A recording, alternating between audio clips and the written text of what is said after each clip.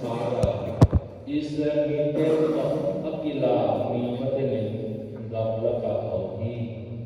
Kristu to pa la raisya awai Kristu to pa Luira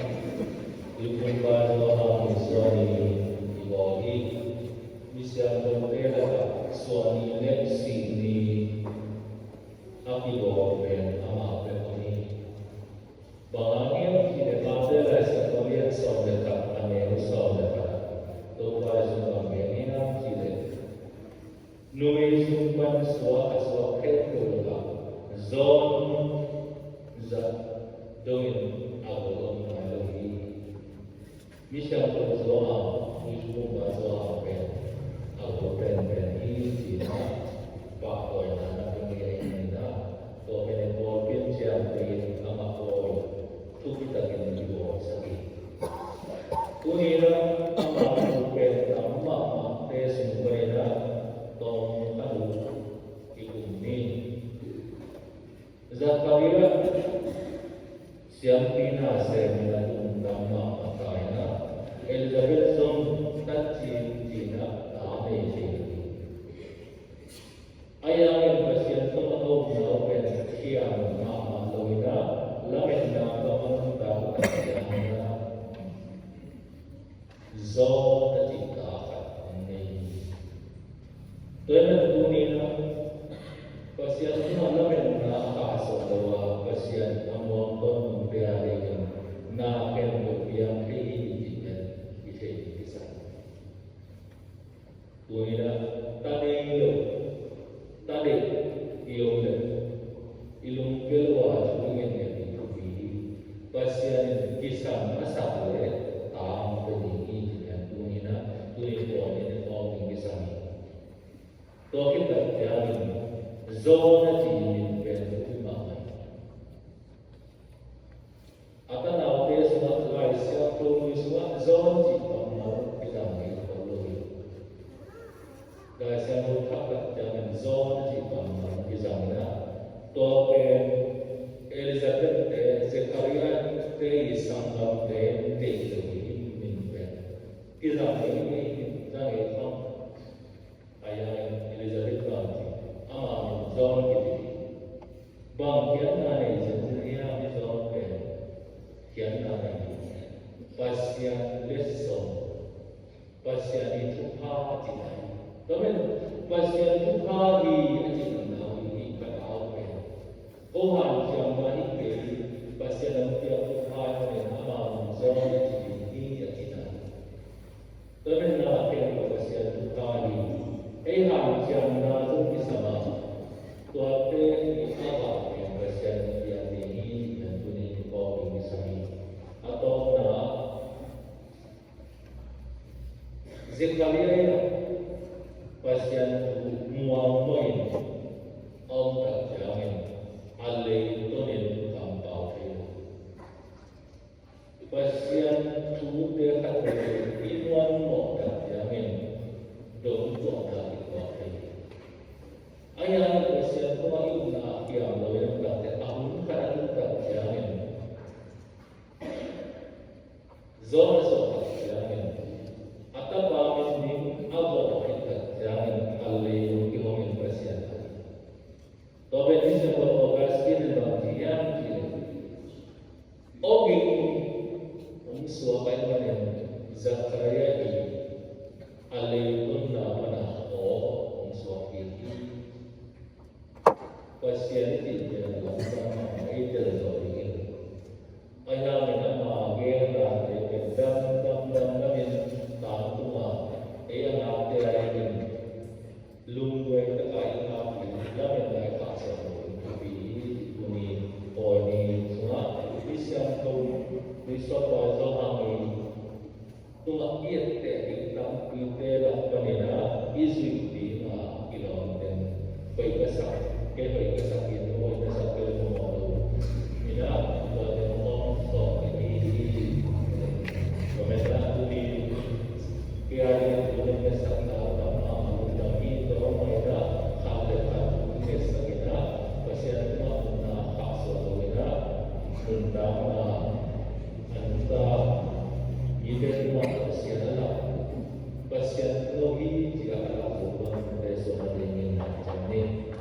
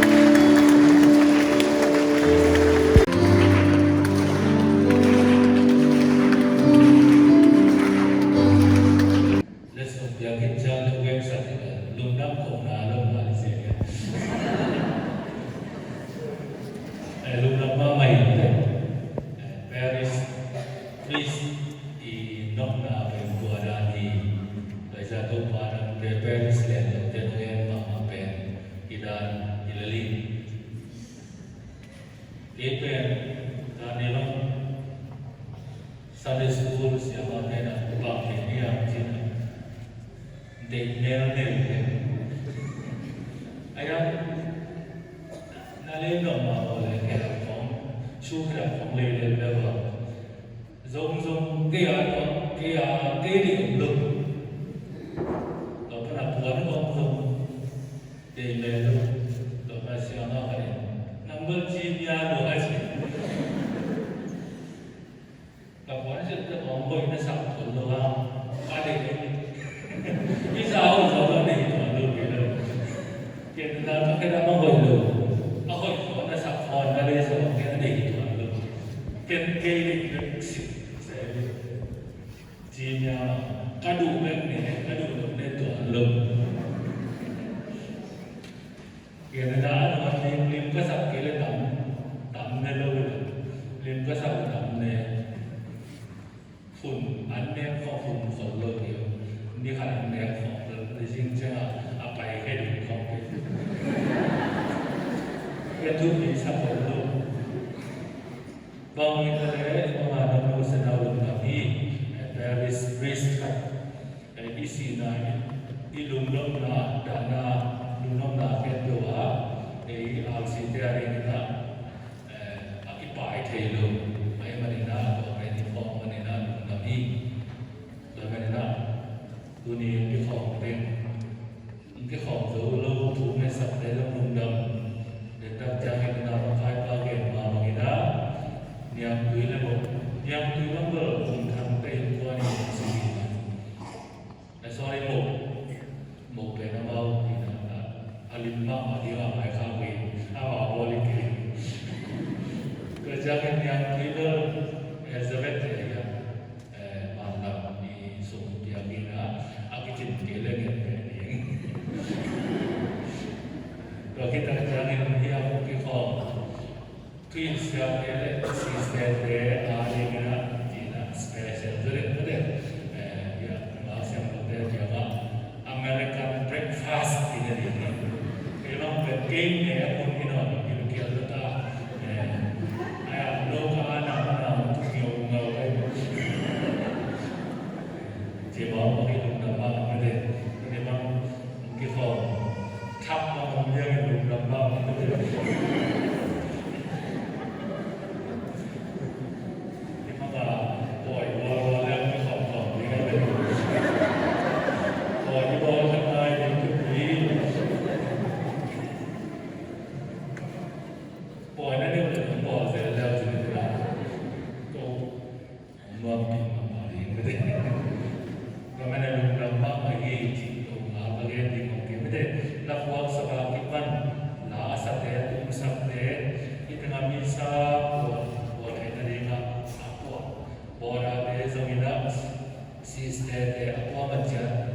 Saya